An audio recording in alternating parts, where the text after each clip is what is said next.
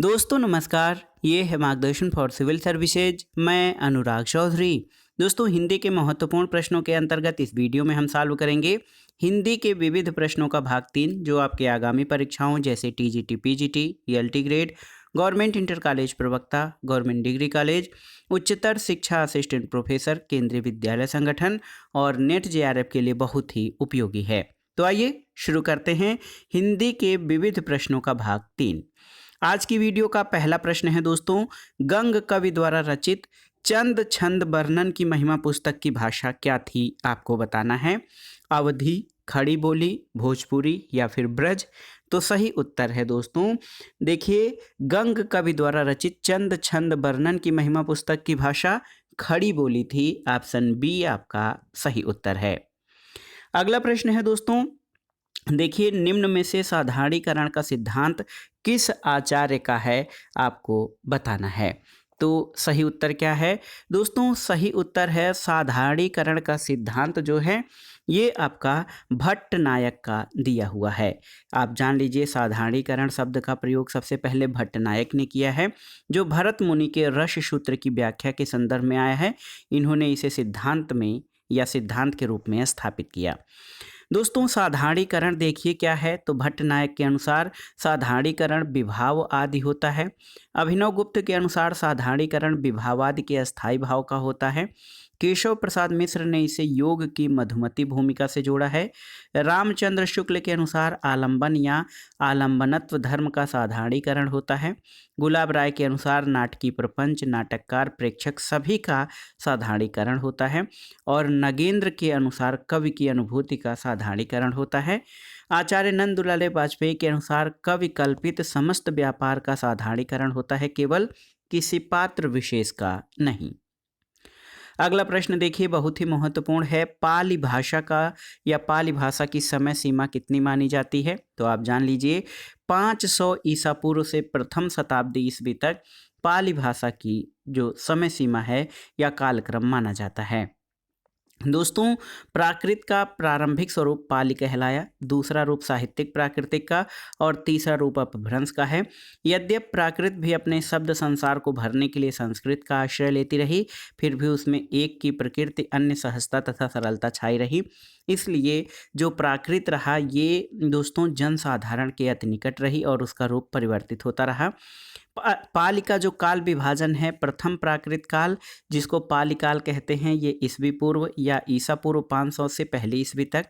द्वितीय प्राकृत काल जो साहित्यिक काल रहा 1 ईस्वी से 500 ईस्वी तक। और तृतीय प्राकृत काल ये अपभ्रंश काल 500 ईस्वी से 1000 ईस्वी तक इसका समय रहा। और बौद्ध काल में संस्कृत की अपेक्षा प्राकृत को महत्वपूर्ण पद प्राप्त हुआ और बौद्ध धर्म के अधिकांश ग्रंथ जैसे धम्मपद, जातक तथा कथा साहित्य की रचना पाली नामक प्राकृत में हुई है। अगला प्रश्न है दोस्तों, देखिए महत्वपूर्ण प्रश्न है, इसमें आपसे पूछा गया है कि विकास की दृष्टि से प्राकृत की पूर्वकालीन अवस्था का नाम क्या है। तो विकास की दृष्टि से अगर जो देखा जाए तो प्राकृत की पूर्वकालीन अवस्था पाली है। अगला प्रश्न है, कर्म के बिना वह लूला लंगड़ा, ज्ञान के बिना अंधा और भक्ति के बिना हृदय विहीन क्या निष्प्राण रहता है, में वह किसके लिए प्रयुक्त होता है। प्रयुक्त हुआ है धर्म, ब्रह्म, भक्ति या श्रद्धा। तो सही उत्तर है धर्म। और आप जान लीजिए कर्म के बिना वह लूला लंगड़ा, ज्ञान के बिना अंधा और भक्ति के बिना हृदय विहीन क्या निष्प्राण रहता है, इसमें वह जो है धर्म के लिए प्रयोग किया है। और ये गद्यांश लोक जागरण और हिंदी साहित्य से लिया गया है, जिसका संपादन रामविलास शर्मा ने किया है। अगला प्रश्न है दोस्तों, निम्नलिखित में धीरोद्धत नायक कौन है, आपको बताना है। देखिए युधिष्ठिर, दुष्यंत, माधव या भीमसेन। तो सही उत्तर है भीमसेन। दोस्तों भारतीय काव्यशास्त्र के अनुसार नायक के 4 भेद होते हैं। धीरोदात्त यानी यह शोक, क्रोध आदि से अविचलित, अत्यंत गंभीर, क्षमावान, आत्मश्लाघा न करने वाला, अहंकार शून्य और दृढ़व्रत होता है, जैसे राम और युधिष्ठिर आदि। धीर ललित ये बड़े कोमल स्वभाव वाला, कलाविद, सुखान्वेषी और भोग विलास तथा सुखद ललित क्रीड़ाओं में लगा रहने वाला नायक होता है, जैसे दुष्यंत और अहमद शाह रंगीला। धीर प्रशांत शांत, ये शांत स्वभाव वाला परंतु क्षत्रिय नहीं होता। ऐसा नायक अधिकतर ब्राह्मण या वैश्य होता है जैसे गौतम आदि। और धीरोद्धत, यह मायावी, आत्म प्रशंसा सुनने वाला, प्रचंड स्वभाव, धोखेबाज और चपल, अहंकार और दर्प से भरा हुआ होता है जैसे परशुराम, भीम, मेघनाद और रावण। तो इसमें धीरोद्धत नायक पूछा गया है तो ये भीमसेन हैं। अगला प्रश्न है दोस्तों, श्रृंगार रस की दृष्टि से कि कृष्ण जो हैं वो किस प्रकार के नायक हैं, आपको बताना है। अनुकूल, दक्षिण, सठ या धृष्ट। तो सही उत्तर है दक्षिण। आप जान लीजिए, श्रृंगार विचार या नायिका के प्रति नायक के दृष्टिकोण के आधार पर नायक 4 प्रकार के होते हैं: अनुकूल, दक्षिण, सठ और धृष्ट।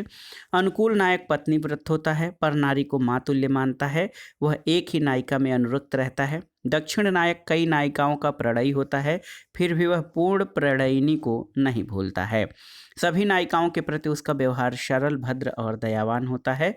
वह एक साथ सभी को प्रसन्न रख सकता है। जैसे राम अनुकूल नाटक हैं, एक पत्नी व्रत हैं, जबकि कृष्ण दक्षिण नायक हैं।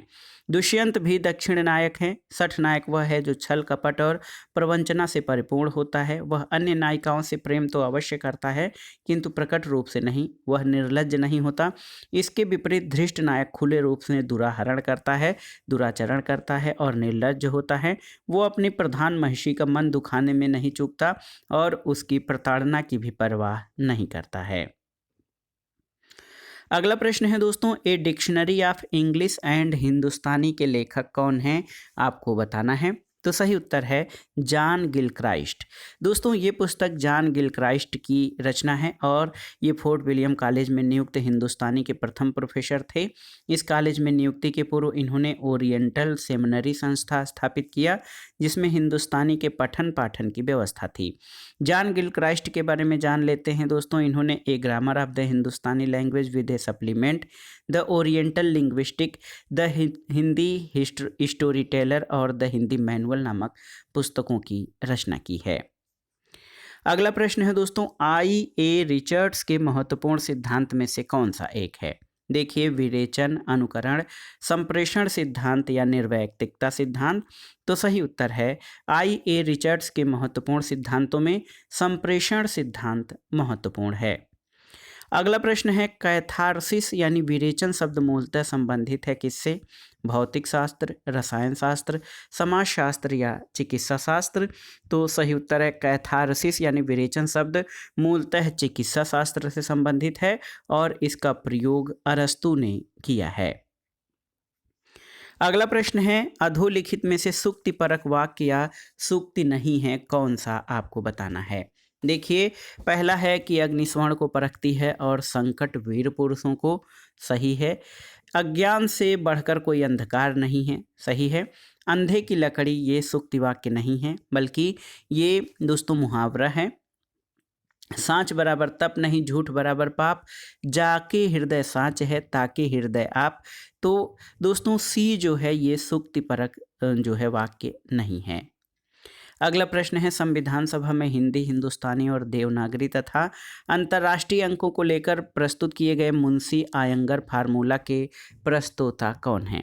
तो आप जान लीजिए, के.एम. मुंशी यानी कन्हैया लाल माणिकलाल मुंशी और गोपाल स्वामी अयंगर, इन्होंने संविधान सभा में हिंदी, हिंदुस्तानी और देवनागरी तथा अंतर्राष्ट्रीय अंकों को लेकर मुंशी आयंगर फार्मूला प्रस्तुत किया है। अगला प्रश्न है, मधुमय वसंत जीवन वन के इस पंक्ति में वसंत किसका प्रतीक है, आपको बताना है। यौवन, वृद्धावस्था, माधुर्य या सौंदर्य का। तो सही उत्तर है यौवन का। दोस्तों प्रस्तुत काव्य पंक्ति में वसंत का प्रतीक यौवन है। ये लक्षणात्मक अर्थ में प्रस्तुत किया गया है। इस प्रकार शब्द शक्ति की दृष्टि से इसमें लक्षणा शब्द शक्ति का प्रयोग हुआ है। अगला प्रश्न है, रज्जु शब्द का हिंदी में अर्थ क्या होता है। तो इसका अर्थ होता है रस्सी। अगला प्रश्न है दोस्तों, फंतासी के बारे में कौन सा वक्तव्य सही नहीं है। वक्तव्य देखते हैं। फंतासी का प्रयोग यथार्थ सृष्टि के निषेध के लिए होता है। फंतासी का प्रयोग अतिरंजनापूर्ण वर्णन के लिए होता है। फंतासी का प्रयोग एक समानांतर संसार के निर्माण के लिए होता है। फंतासी का प्रयोग सत्य निरूपण के लिए होता है। तो इसमें देखिए ऑप्शन ए आपका सही नहीं है, क्योंकि फंतासी में जो चरित्र होते हैं वो पूर्णतः यथार्थ नहीं होते हैं, लेकिन उनका चित्रण कुछ इस प्रकार किया जाता है कि वे यथार्थ का भ्रम पैदा करते हैं और कभी कभी तो यथार्थ को पूरी ईमानदारी से व्यक्त करने की क्षमता रखते हैं। अगला प्रश्न है दोस्तों, भारतीय नारी की समस्याओं को आधार बनाकर महादेवी वर्मा ने कौन सा ग्रंथ लिखा है? पथ के साथी, श्रृंखला की कड़ियाँ, अतीत के चलचित्र या इनमें से कोई नहीं? तो सही उत्तर है श्रृंखला की कड़ियाँ। दोस्तों, महादेवी वर्मा ने भारतीय नारी की समस्याओं को आधार बनाकर श्रृंखला की कड़ियाँ नामक ग्रंथ लिखा है। इसमें नारी संवेदना के बौद्धिक और सामाजिक पक्ष का उद्घाटन हुआ है और रूढ़िवादी समाज और पुरुष प्रधान परंपरावादी दृष्टिकोण का इन्होंने तीव्र प्रतिवाद किया है। अगला प्रश्न है, त्रिवेणी में किन 3 महान कवियों की समीक्षा की गई है? तो आप जानते हैं सूर, तुलसी, जायसी। आप देखिए, जायसी, सूर, तुलसी, इन 3 कवियों की समीक्षा की गई है त्रिवेणी में। आचार्य रामचंद्र शुक्ल द्वारा लिखित त्रिवेणी में 3 महान कवियों तुलसीदास, सूरदास और जायसी की समीक्षा की गई है। तुलसीदास उनके प्रिय कवि थे, अतः सर्वप्रथम उन्होंने तुलसी ग्रंथावली 1923 का संपादन किया। उसकी भूमिका में रामचरितमानस और तुलसी के अन्य ग्रंथों के काव्य सौंदर्य का विस्तार पूर्वक उद्घाटन किया और अपने साहित्यिक प्रतिमान निर्धारित किए। आचार्य रामचंद्र शुक्ल ने आलोचना के क्षेत्र में विरुद्धों का सामंजस्य सिद्धांत का प्रवर्तन किया है।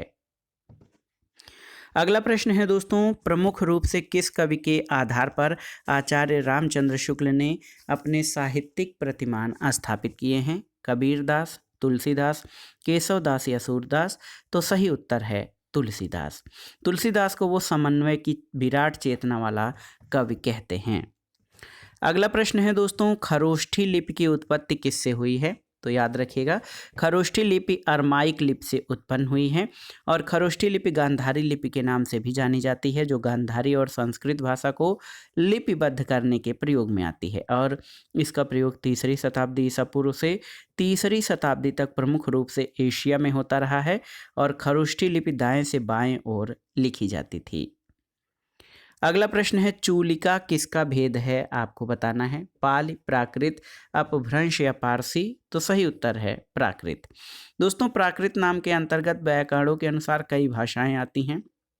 सबसे प्राचीन व्याकरण वररुचि हैं। इन्होंने 4 प्राकृतों का उल्लेख किया है, महाराष्ट्री, पैसाची, मागधी और 12वीं सदी के अंत के जैन लेखक हेमचंद्र ने 3 और प्राकृतों का उल्लेख किया है, आर्स जो अन्य लोगों की अर्धमागधी है, चूलिका, पैसाचिका और अपभ्रंश।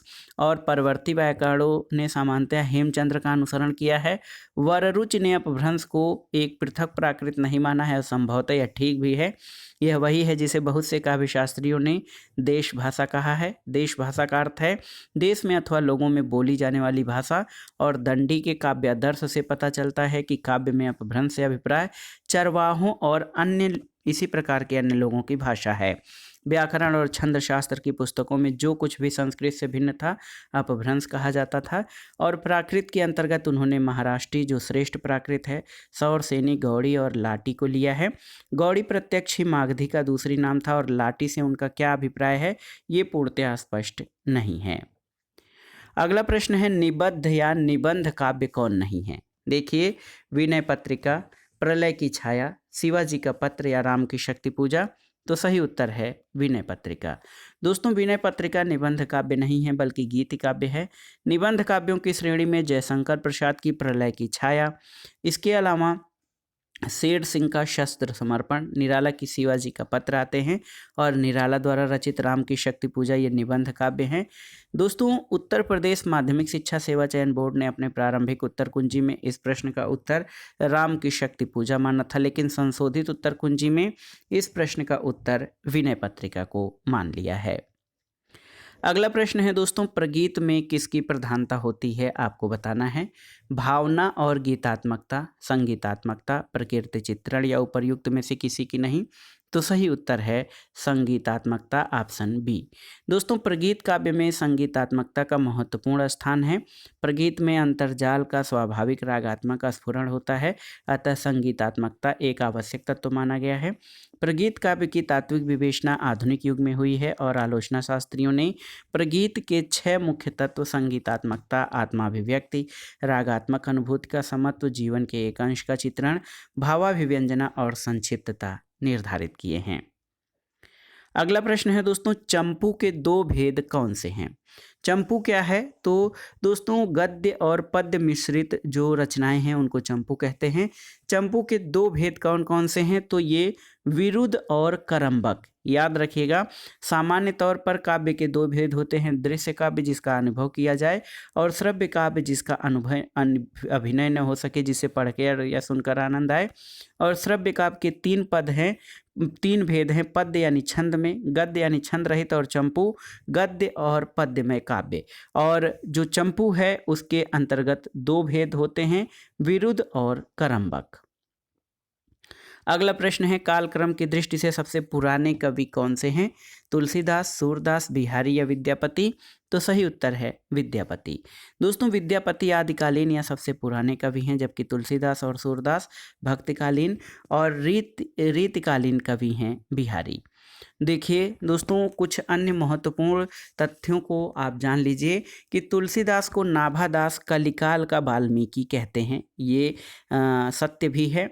और विद्यापति को मैथिल कोकिल, अभिनव जयदेव, कविशेखर, कविरंजन कुछ कवि, पंचानन जाति कवि और अपरूप का कवि कहा जाता है।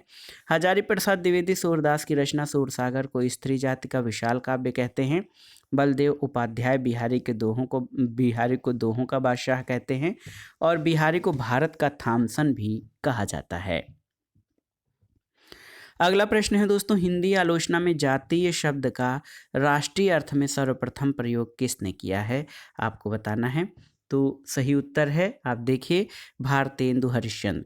हिंदी जाति की अवधारणा में डॉक्टर रामविलास शर्मा की एक मौलिक अवधारणा है और आप जान लीजिए कि ये दोस्तों उनकी सभी स्थापनाओं में सर्वाधिक विवादग्रस्त रही है। अपनी इस स्थापना में वे जाति शब्द का प्रयोग नेशन यानी राष्ट्र के अर्थ में करते हैं।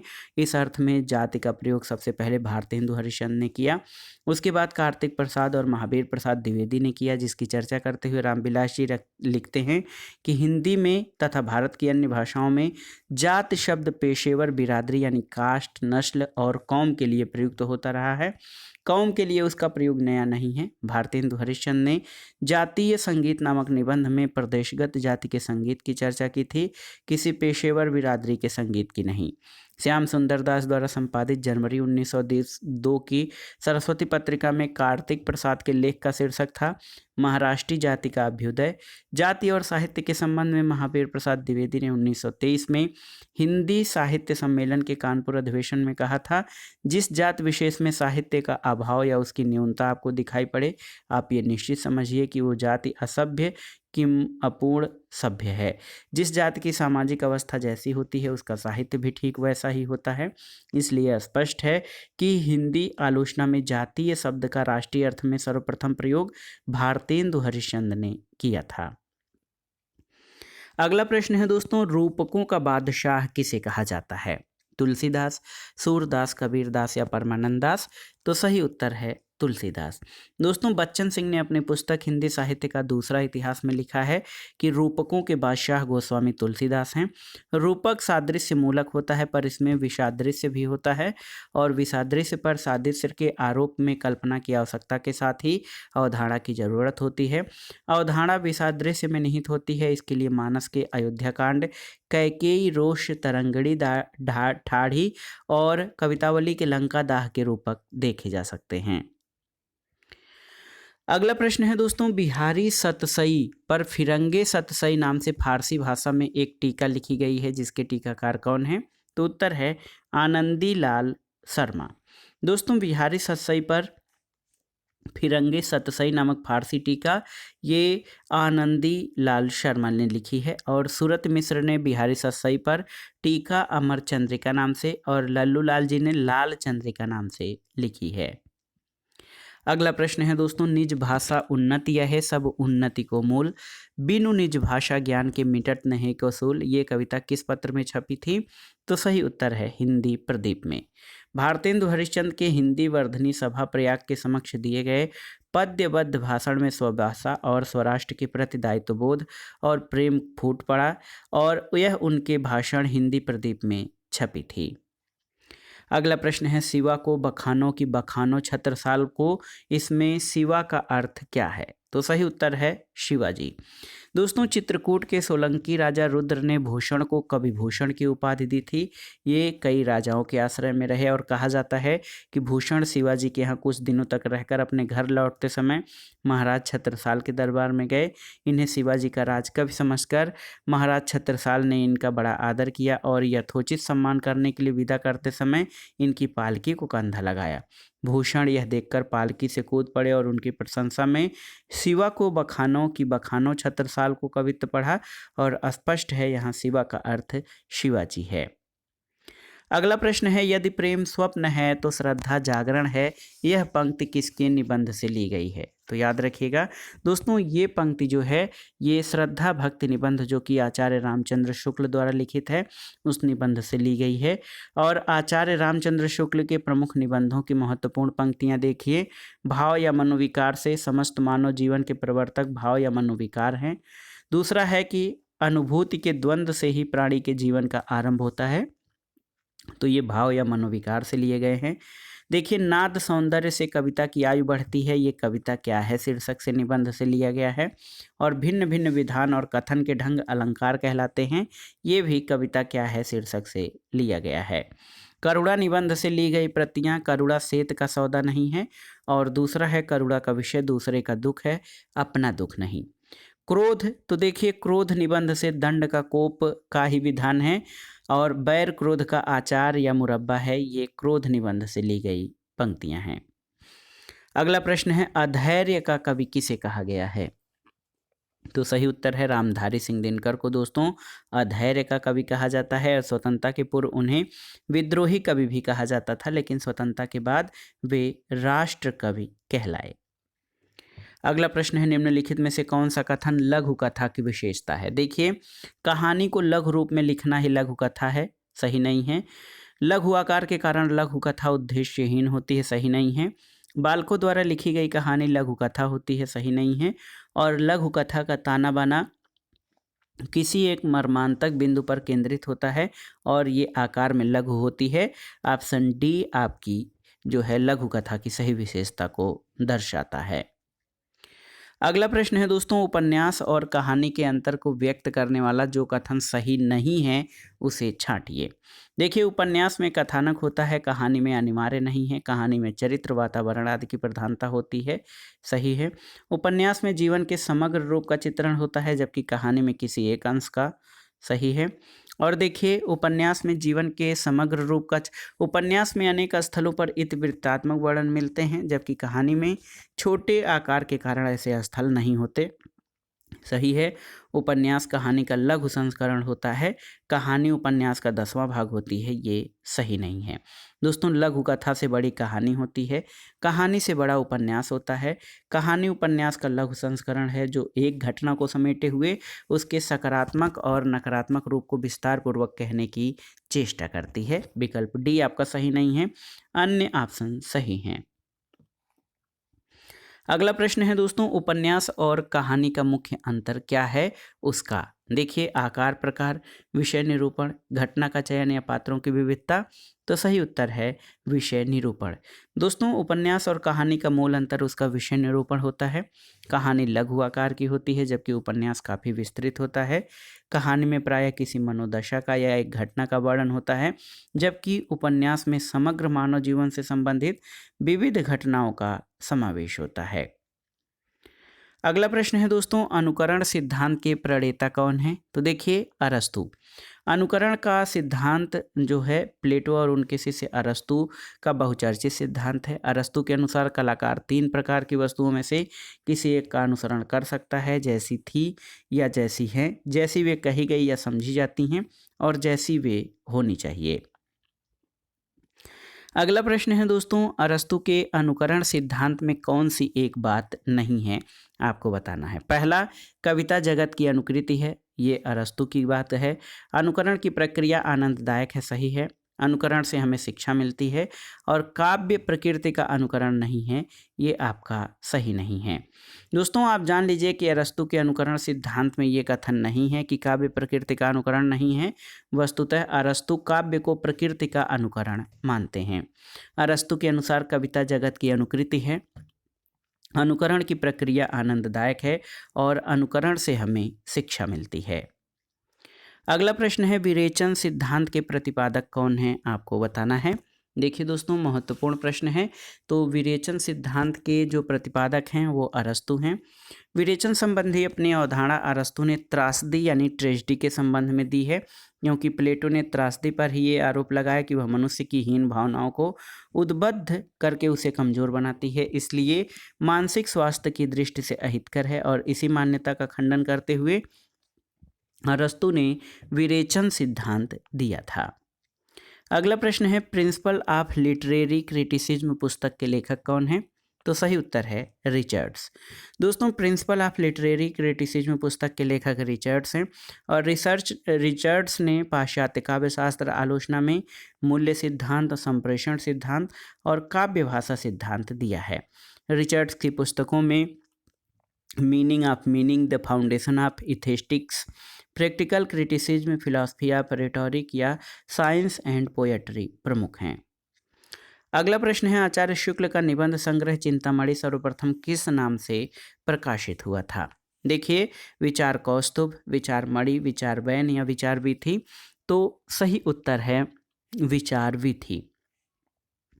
दोस्तों आप जान लीजिए कि आचार्य रामचंद्र शुक्ल के मनोवैज्ञानिक और साहित्यिक विषयों पर जो उच्च कोटि के निबंध लिखे गए हैं उसमें विचार विधि और चिंतामणि नाम से प्रकाशित हुए हैं।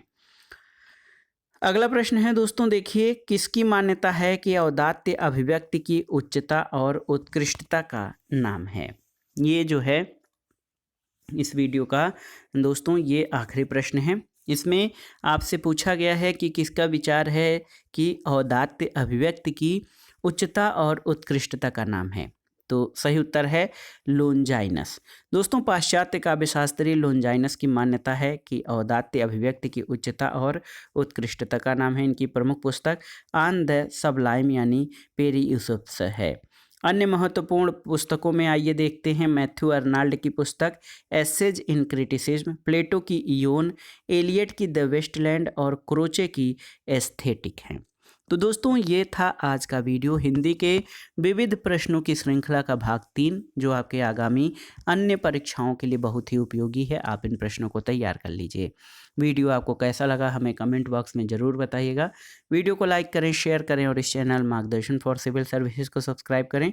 वीडियो देखने के लिए धन्यवाद दोस्तों, नमस्कार।